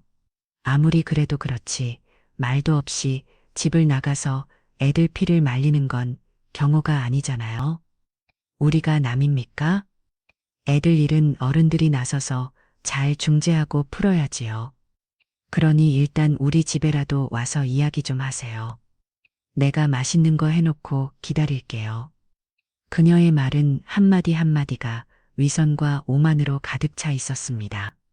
모든 잘못은 철없는 자기 딸에게 잠시 있었던 실수일 뿐이고 그것을 용납하지 못하는 제가 속 좋고 경호 없는 사람이라는 전제가 깔려 있었죠. 그리고 이 모든 일을 어른인 자신이 나서서 해결해 주겠다는 시혜적인 태도까지. 저는 그 긴 연설이 모두 끝나기를 기다렸다가 아주 짧고 분명하게 제 입장을 전달했습니다. 사부인 제 일은 제가 알아서 합니다. 그리고 다시는 제게 연락하실 일 없었으면 좋겠습니다. 제 말을 끝으로 저는 사부인이 무어라 더 말할 틈도 주지 않고 전화를 끊어버렸습니다. 그리고 그 번호 역시 지체 없이 차단했습니다. 아마 수화기 저편에서 사부인은 태어나서 처음 당해보는 무례함에 얼굴이 새빨개져서 씩씩거리고 있겠죠. 통쾌하다는 생각보다는 이제야 비로소 모든 것이 제자리를 찾아간다는 안도감이 들었습니다. 그렇게 모든 연락이 차단당하고 자신들의 계획이 슈퍼로 돌아가자 제 아들 지대는 이성을 잃고 마지막 발악을 하기 시작했습니다. 그날 저는 친구들과 함께 도예 교실에서 막 만든 차단을 다듬고 있었습니다. 흙냄새와 친구들의 웃음소리로 가득한 평화로운 공간이었습니다. 바로 그때 공방문이 거칠게 열리며 한 남자가 들이닥쳤습니다. 며칠간 잠도 제대로 못 자고 술에 절어 지냈는지 퀴난 눈의 수염은 거뭇거뭇하고 옷은 구겨질 대로 구겨진 모습에 제 아들 우지태였습니다. 그는 저를 찾아내기 위해 제 친구 오키의 뒤를 밟았던 모양입니다. 엄마 아들은 저를 발견하자마자 피팔선 눈으로 달려왔습니다. 그리고 제 팔목을 거칠게 잡아챘습니다. 여기서 지금 뭐 하는 거야? 이런 쓸데없는 짓 할 시간이 있어. 당장 나랑 집에 가. 그의 손아귀 힘이 어찌나 센지 팔목이 부서질 듯 아파왔습니다. 공방에 있던 모든 사람들의 시선이 제기로 쏠렸습니다. 제 친구 오키와 영자가 놀라 달려와 아들의 팔을 붙잡고 늘어졌습니다. 이게 무슨 짓이야? 자네 어머니한테 선택지 못해 정신 차려. 여기가 어디라고 와서 행패야. 하지만 아들은 눈에 뵈는 것이 없는 듯 했습니다. 그는 친구들을 뿌리치고 제게 악을 썼습니다. 다들 비켜. 우리 집안일에 상관하지 말라고. 엄마 마지막으로 말할게. 순순히 나랑 같이 가. 아빠가 하늘에서 보고 계셔. 아빠 얼굴에 먹칠할 거야. 죽은 남편까지 들먹이는 아들의 모습에 제 안의 마지막 인내심 맞아 바닥나고 말았습니다. 저는 팔을 뿌리치려 안간힘을 썼지만 아들의 힘을 당해낼 수는 없었습니다. 바로 그 순간이었습니다. 저는 제 안에 잠재되어 있던 저 자신도 몰랐던 힘을 끌어모아 그의 뺨을 향해 제 손바닥을 날렸습니다. 짝 하는 날카로운 파열음이 공방 전체에 울려 퍼졌습니다. 제 손바닥이 아들의 뺨에 닿는 순간 세상의 모든 소리가 멎는 듯 했습니다. 아들은 너무나 큰 충격에 맞은 곳을 감싸주지도 못한 채 멍하니 저를 바라보았습니다. 그의 눈에는 놀라움과 당혹감, 그리고 태어나서 처음으로 어미에게 맞아 보았다는 굴욕감이 뒤섞여 있었습니다. 공방 안의 모든 사람들도 숨을 죽인 채 이 기막힌 상황을 지켜보고 있었지요. 제 손바닥은 불이 붙은 듯 화끈거렸지만 이상하게도 마음은 얼음장처럼 차가웠습니다. 아들은 잠시 후 정신을 차리고는 이전보다 더 큰 목소리로 제게 악을 썼습니다. 분노와 수치심의 얼굴이 10번 걷게 달아올라 있었어요. 엄마, 지금 다쳤어? 어떻게 아들인 나를 이 많은 사람들 앞에서 때릴 수가 있어? 엄마 정말 왜 이래? 내가 뭘 그렇게 잘못했는데. 그의 절규에 가까운 외침을 들으며 저는 오히려 차분해졌습니다. 그리고 결심했습니다. 이 기회에 이 모든 소동의 원인이 무엇인지, 제가 왜 이렇게까지 할 수밖에 없었는지를 여기 있는 모든 사람들이 들을 수 있도록 똑똑히 알려줘야겠다고. 저는 아들의 눈을 똑바로 마주보며 크지만 떨림 없는 목소리로 입을 열었습니다. 너가 뭘 잘못했냐고. 그걸 정말 몰라서 묻는 건 이지태야. 제 목소리는 공방 전체에 선명하게 울려 퍼졌습니다. 저는 한 걸음 앞으로 다가가며 말을 이었습니다. 이 어미의 평생 소원이었던 해외여행 보내준다며 데려가서는 공항에서부터 이 어미를 짐꾼 취급한 건 벌써 잊었느냐. 너의 장인 장모님 집은 너가 직접 챙겨 끌면서 이 늙은 어미의 무거운 가방은 힘 좋다는 핑계로 나 몰라라 한 건 기억이 안 나. 아들의 얼굴이 순간 굳어지는 것이 보였습니다. 저는 멈추지 않았습니다. 수백만 원짜리 명품 가방은 네 장모님한테 척척 사주면서 이 어미가 몇만 원짜리 스킨 하나 사려는 건 돈 아깝다며 가로챈 건 누구였지? 너희는 비즈니스석에 누워서 가고 이 어미는 닭장 같은 이코노미석 중간 자리에 구겨져서 밤새 뜬 눈으로 날아온 건 너에게는 아무것도 아니내려니 주변에서 수군거리는 소리가 들려왔습니다. 제 친구들은 주먹을 붉은 준 채 저를 지켜보고 있었고 다른 수강생들은 경악과 동정이 뒤섞인 눈으로 아들을 쳐다보고 있었습니다. 여행난의 나를 사진사로 지 아들 봄으로 부려먹고 입에 맞지 않는 음식 억지로 먹다 체한 어미를 촌스럽다며 타박한 건 나들이었어. 심지어 내가 아파서 알아누웠을 때 너희는 걱정은커녕 일정 망친다며 나를 짐작 취급하고 약 2알 던져주고는 너희끼리 놀러 나갔지. 그것도 벌써 잊었니 우주태. 제 입에서 아들의 이름이 불리는 순간 아들의 어깨가 움찔하는 것이 느껴졌습니다. 저는 마지막 일격을 가했습니다. 내가 왜 이러는지 정말 궁금해. 그날 밤 내가 아파서 누워있던 호텔 방벽 너머로 너희가 한 말을 내가 똑똑히 들었기 때문이다. 어머니는 돈 내는 지갑 겸 보모로 데려온 것 뿐이라는 내 아내 말, 그리고 거기에 동조하며 우리 엄마는 돈 모아 뭐해 아들 위해 써야지 라며 웃던 너훈 목소리, 그 목소리가 아직도 내 귓가에 생생하다. 이제 알겠니? 내가 왜 이러는지. 제 말이 끝나자 공방 안은 완벽한 침묵에 휩싸였습니다. 아들은 얼굴이 새하얗게 질린 채 아무 말도 하지 못하고 입술만 파르르 떨고 있었습니다. 주변 사람들의 경멸 어린 시선이 비수처럼 그에게 꽂혔습니다. 그는 더 이상 그 자리에 서 있을 수 없다는 듯 비틀거리며 귀걸음질 치다가 결국 도망치듯 공방을 빠져나갔습니다. 아들이 사라지고 나서야 저는 온몸에 힘이 풀리며 주저앉을 뻔했습니다. 친구들이 달려와 저를 부축했습니다. 숙정아, 잘했다. 정말 속이 다 시원하다. 그들의 위로에 저는 그제야 참았던 눈물을 터뜨리고 말았습니다. 그날 이후 한동안 아무런 연락도 오지 않았습니다. 폭풍이 지나간 뒤의 고요함이었지요.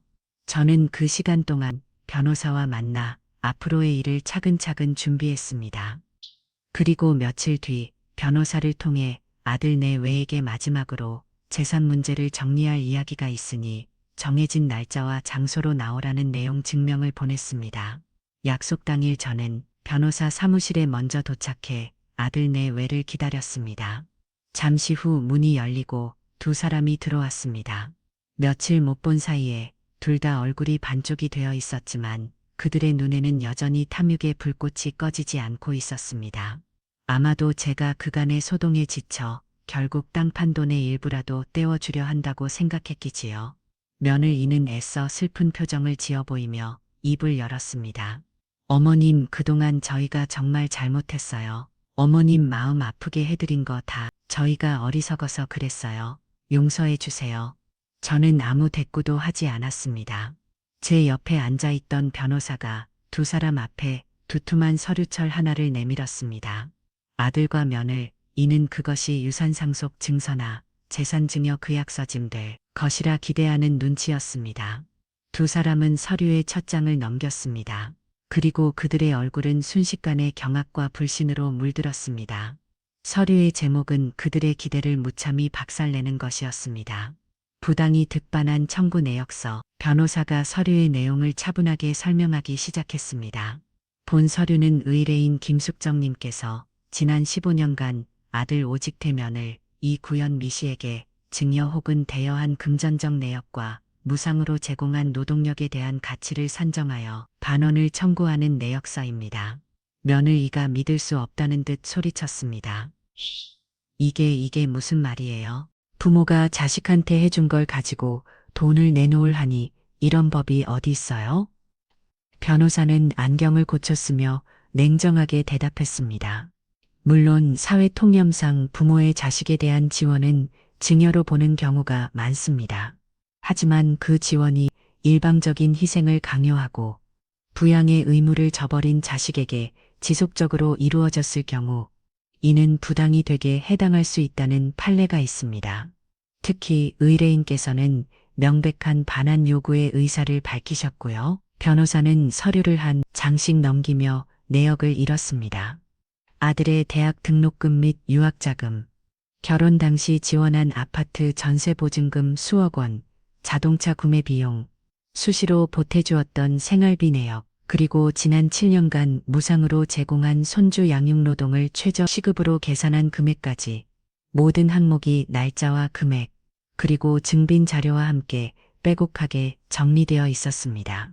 총액은 그들이 상상조차 할 수 없는 수억 원에 달하는 금액이었습니다. 아들과 며느리의 얼굴은 새하얗게 질리다 못해 제 빛이 되어 있었습니다. 그들은 아무 말도 하지 못하고 서류만 멍하니 내려다볼 뿐이었습니다. 모든 설명이 끝나고 저는 자리에서 일어나 그들을 향해 마지막 선고를 내렸습니다. 제 목소리는 그 어느 때보다 차분하고 단호했습니다. 선택은 두 가지다. 이 내역서에 적힌 돈을 앞으로 10년간은 분할해서 갚든가 아니면 지금 너희가 살고 있는 4명의 전셋집에서 당장 나가든가 하나를 선택하려. 물론 어떤 선택을 하든 오늘부터 너희는 내 자식이 아니고 나 역시 너희의 어미가 아니다. 우리는 이제 완벽한 타인이야. 저는 제 할 말을 모두 마치고 변호사에게 고개를 숙여 인사한 뒤 사무실을 나섰습니다. 등 뒤에서 며느리의 절교인지 비명인지 모를 소리가 들려오는 듯했지만 저는 단 한 번도 뒤돌아보지 않았습니다. 사무실을 나서자 회색빛 도시의 하늘이 이상하게도 아주 맑고 투명하게 보였습니다. 제 인생을 짓누르던 마지막 짐을 마침내 내려놓은 순간이었습니다. 변호사 사무실에서의 마지막 만남 이후 제 삶에는 완벽한 평화가 찾아왔습니다. 저는 더 이상 아들네 외의 소식에 귀를 기울이지 않았습니다. 그들이 제 제안에 어떤 선택을 했는지, 그 후 어떻게 살아가고 있는지 궁금하지도 않았습니다. 그들은 이제 제 인생이라는 무대에서 퇴장한 이름 모를 행인이 이에 불과했으니까요. 저는 제게 주어진 시간을 오롯이 저만을 위해 사용했습니다. 가장 먼저 한 일은 평생의 꿈이었던 스위스로 떠나는 것이었습니다. 인천공항으로 향하는 길, 제 옆에는 낡고 무거운 이민 가방 대신 반짝이는 새 캐리어가 놓여 있었습니다. 제 돈으로 제 취향대로 고른 예쁜 가방이었습니다. 공항에 도착해 1등석 전용 카운터에서 수속을 밟을 때 저는 지난 여행의 악몽을 떠올리며 쓴웃음을 지었습니다. 그때의 저는 짐꾼이었지만 지금의 저는 귀빈이었습니다. 저를 대하는 항공사 직원의 극진한 태도에 어색해하면서도 한편으로는 이곳이 제가 제 자신에게 주는 당연한 대접이라는 생각이 들었습니다. 비행기에 올라 제자리에 앉았을 때 저는 감탄을 금치 못했습니다. 제 키만한 공간이 온전히 저만을 위해 준비되어 있었습니다. 버튼을 누르니 의자는 침대처럼 셔츠 펴졌고 제 앞에는 커다란 스크린과 함께 고급 샴페인이 놓여 있었습니다. 승무원은 제게 담요를 덮어주며 편안한 여행 되십시오. 김숙정 여사님이라고 상냥하게 속삭였습니다. 여사님, 그 호칭이 제기는 세상 그 어떤 말보다 달콤하게 들렸습니다. 비행기가 구름 위로 솟아오르는 순간 저는 창밖을 내려다보며 지난날의 저와 작별을 고했습니다. 자식의 성공에 제 인생을 걸었던 어리석은 엄마 며느리의 눈치를 보며 전전긍긍했던 초라한 시어머니, 손주의 재롱에 모든 서름을 잊으려 했던 가여운 할머니, 그 모든 김숙정은 이제 저구름 아래에 두고 떠나는 것이었습니다. 10시간이 넘는 비행은 조금 더 치료하지 않았습니다. 맛있는 기내식을 먹고 보고 싶었던 영화를 보고 편안하게 잠을 자고 나니 어느새 추리이 공항에 도착해 있었습니다. 공항을 나서자 알프스의 시원하고 맑은 공기가 제 폐보 깊숙이 들어왔습니다. 저는 예약해 눈특급 호텔로 향했습니다. 제 방은 창문을 열면 인터라킨의 푸른 호수와 융프라우의 설경이 그림처럼 펼쳐지는 꿈속에서나 볼 법한 곳이었습니다. 저는 테라스에 앉아 한참 동안이나 그 비현실적인 풍경을 바라보았습니다. 지난 여행에서 제가 머물렀던 벽돌 담벼락만 보이던 퀴치한 방이 떠올랐지만 더 이상 분노가 치밀지 않았습니다. 오히려 그 지옥 같았던 경험 덕분에 지금 이 천국 같은 순간이 더욱 소중하게 느껴졌으니까요. 여행 내내 저는 완벽한 자유를 만기겠습니다. 아침에는 기차를 타고 융프라우에 올라 눈부신 설경을 온몸으로 느끼고 오후에는 유람선을 타고 호수를 가로지르며 바람을 맞았습니다. 누구의 눈치도 볼 필요 없이 제가 먹고 싶은 치즈 폭디를 먹고 제가 사고 싶은 예쁜 스위스 시계를 샀습니다. 시간을 상징하는 시계를 제 손목에 채우며 저는 이제 제 남은 시간의 주인은 온전히 저 자신이를 선언했습니다. 지난 여행에서 사진사가 되어야 했던 저는 이제 제 카메라에 아름다운 풍경만을 가득 담았습니다. 그 어떤 사진에도 사람은 없었습니다. 오직 장엄하고 평화로운 자연만이 존재할 뿐이었죠. 여행의 마지막 날, 저는 루체른의 카펠교가 보이는 카페에 앉아 엽서를 썼습니다. 수신인은 제 친구 오키와 영자, 그리고 수년이었습니다. 엽서에는 이렇게 적었습니다. 사랑하는 내 친구들아, 나는 지금 내 인생에서 가장 행복한 시간을 보내고 있단다. 너희가 없었다면 이 행복을 찾지 못했을 거야. 고맙다. 돌아가서 만나자. 열흘간의 꿈 같은 여행을 마치고 한국으로 돌아왔을 때 저는 더 이상 서울의 번잡한 오피스텔로 돌아가지 않았습니다. 저는 땅을 판 돈의 일부로 경기도 양평의 강이 보이는 곳에 작은 전원주택을 마련해 두었던 것입니다. 손수 텃밭을 갖고 예쁜 꽃들을 심으며 소일하는 살, 제가 평생 꿈꾸었지만 자식들 뒷바라지에 치여 감히 엄두도 내지 못했던 삶이었습니다. 어느덧 서늘한 바람이 불어와 텃밭의 고추 잠자리들이 제 알리를 맞춰갈 무렵이 햇살이 유난히 따스하고 눈부신 가을날 오후였습니다. 저는 그동안 정성껏 갖고 온 제 작은 집으로 소중한 친구들을 초대했습니다.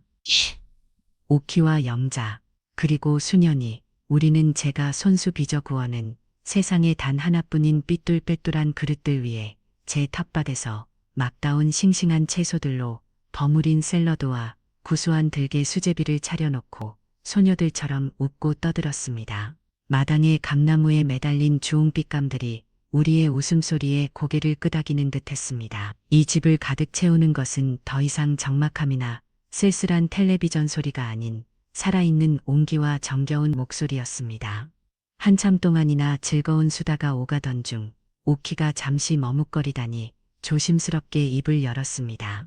마치 잔잔한 호수에 작은 돌멩이 하나를 던지듯 그녀의 목소리는 조용했지만 선명한 파문을 일으켰습니다. 숙정아, 이런 말 너 있는 앞에서 꺼내야 하나. 많이 망설였는데 그래도 너도 알아야 할 것 같아서 너의 아들 지태 말이야. 순간 시끌벅적하던 식탁의 공기가 잠시 내려앉았습니다. 저는 찰잔을 든 채 말없이 오키의 다음 말을 기다렸습니다. 이제 그 아이의 이름은 제게 아무런 감정의 동요도 일으키지 못했습니다. 오키는 제 눈치를 한번 살피고는 한숨과 함께 말을 이었습니다. 결국 그 집에서 쫓겨났다고 하더라. 너가 변호사 통해서 보낸 내용 증명 받고도 설마 친엄마가 아들을 길바닥에 나한테 하겠냐면서 끝까지 버텼나 봐. 그러다 결국 법원에서 강제 집행, 닥지가 대문짝만하게 붙고 집행관들이 들이닥치니까 온 동네 사람들이 보는 앞에서 개 짖고 싸우고 난리를 치다가 밤중에 부랴부랴 이 사찜 차불러서 나갔다고 하더라. 영자가 옆에서 어유 꿀 좋다 라며 혀를 찼습니다. 오키는 말을 계속했습니다. 지금은 어디 변두리에 허름한 다세대 주택 반지와 월세 방으로 들어갔다는데 사는 꼴이 말이 아니래. 그 며느리 현미라는 애는 돈줄 끊기니까 바로 본색이 드러나서 매일같이 남편 무능하다고 무시하고 바가지를 긁는다는 거야. 당신 엄마 하나 구슬리지 못해서 이 골로 만들었냐고 소리 지르고 며칠 전에는 지태신 노트북을 창밖으로 집어던져서 각사를 냈다고 하더라고. 신용카드 빚독촉 때문에 싸우다가 그랬다나 봐. 저는 그 장면을 상상해 보았습니다. 서로의 탓을 아며 돈 때문에 추하게 으리렁거리는 두 사람의 모습. 한때는 세상에서 가장 완벽한 한상인 것처럼 서로를 위하고 감싸주던 그들이었지요. 하지만 그들의 관계는 결국 돈이라는 접착제로 아슬아슬하게 붙어있던 모양에 불과했던 겁니다. 지태 씨도 자존심은 있어서 매일같이 술만 마시고 들어와서는 물건 부수고 그러다 보니 둘이 서로 머리채 잡고 싸우는 날이 더 많다고. 하준이는 그 꼴 보고 무서워서 매일 밤 경기를 일으킨다지 뭐야. 결국 얼마 전에 이혼 서류에 도장증 내 만회하고 크게 한판 붙었다는 소문이 파다해 사돈네도 처음에는 어떻게든 수습해 보려고 하다가 지태시빈 문제까지 자기들한테 넘어올 것 같으니까 아예 딸내미한테 그런 남자랑은 끝내라면서 등을 돌렸다고 하고 친구의 긴 이야기가 끝났습니다. 저는 잠시 눈을 감았습니다. 제 마음속을 들여다보았습니다. 혹시 저 깊은 곳에 아들에 대한 연민이나 며느리 이에 대한 고소함 같은 감정의 찌꺼기가 남아있지는 않은지. 하지만 놀라울 정도로 제 마음은 고요한 호소와 같았습니다. 그 어떤 감정의 파문도 일지 않았습니다. 안쓰럽지도 통쾌하지도 않았습니다. 그저 길을 가다가 넘어진 사람을 본 것처럼 나와는 상관없는 타인의 불행을 전해들은 기분이었습니다. 모든 것은 그들이 선택한 길의 끝에 당연하게 놓여있던 결과일 뿐 인가운보 뿌린 대로 거둔다는 세상에 오래된 이치가 그들의 삶을 통해 서늘하게 증명되고 있을 뿐이었습니다. 저는 조용히 눈을 뜨고 제가 직접 만든 투박한 차잔의 향긋한 국가차를 따르며 나지막히 말했습니다. 그 아이들 인생은 이제 그 아이들 몫이지 더 이상 내 몫이 아니야. 스스로 선택한 삶의 무게는 스스로 짊어져야지. 나는 그저 내게 주어진 이 남은 시간을 하루하루 귀하게 그리고 행복하게 사는 것에만 집중하고 싶어. 제 말에 친구들은 모두 약속이라도 한 듯 안도와 격려과 담긴 미소를 지으며 고개를 끄덕였습니다. 우리는 더 이상 그들의 이야기를 입에 올리지 않았습니다. 대신 우리의 미래에 대한 즐거운 상상으로 대화의 물꼬를 텄습니다. 다음에는 따뜻한 스페인으로 함께 여행을 가자. 내년 봄에는 펍파트에 방울토마토와 상추를 더 심어보자. 겨울이 오기 전에 다 같이 모여 김장을 하자며 웃음꽃을 피웠습니다. 제 집은 다시 살아있는 사람들의 온기와 희망으로 가득 찼습니다. 어느덧 해가 서쪽으로 기울고 친구들이 아쉬운 작별 인사를 나누며 돌아갔습니다. 요란했던 자동차 소리가 멀어지고 집 주위에는 다시 평화로운 정적이 내려앉았습니다. 저는 홀로 남아 천천히 강가로 걸어나갔습니다. 붉게 타오르는 저녁 노을이 잔잔한 강물 위로 긴 그림자를 드리우고 있었습니다. 붉은 빛과 보랏빛 주황빛이 뒤섞인 하늘은 마치 거대한 유화 작품처럼 장엄하고 아름다웠습니다. 강물은 그 모든 빛을 제품에 안은 채 소리 없이 바다를 향해 흘러가고 있었습니다. 그 풍경을 바라보고 있자니 마치 강물이 제게 말을 꺼낸 듯 했습니다. 고생했다 숙정아. 참으로 긴 시간을 돌아왔구나. 이제 정말 괜찮다. 저는 제 손목에 채워진 스위스 시계를 가만히 들여다 보았습니다. 매끄럽고 차가운 유리를 손가락으로 쓸어보았습니다. 귀에 가까이 대자 제가 칸은 작지만 규칙적이고 힘찬 소리가 들려왔습니다. 그것은 제 심장이 다시 뛰기 시작하는 소리처럼 느껴졌습니다. 누굴 기다리거나 누군가의 시간에 저를 맞추기 위해 보던 시계가 아니었습니다. 한 칸 한 칸 제 의지대로 나아가는 제 인생의 박동 소리였습니다. 그래, 내 시간은 이제 다시 흐르기 시작했다. 누구를 위한 시간이 아닌 온전히나 김숙정만을 위한 시간으로 저는 제2의 인생이라는 값을 매길 수 없는 선물을 내던 젖은 그 지옥 같았던 사돈과의 여행의 처음으로 그리고 마지막으로 조용한 감사를 보냈습니다. 그 잔인했던 시간이 아니었다면 저는 여전히 희생이라는 이름의 감옥에 갇혀 서서히 죽어가는 영혼을 돌보지 못한 채 살아가고 있었을 테니까요. 저는 맑고 차가운 강바람을 맞으며 깊은 숨을 들이마셨습니다. 그 바람 속에는 자유의 향기가 섞여 있었습니다.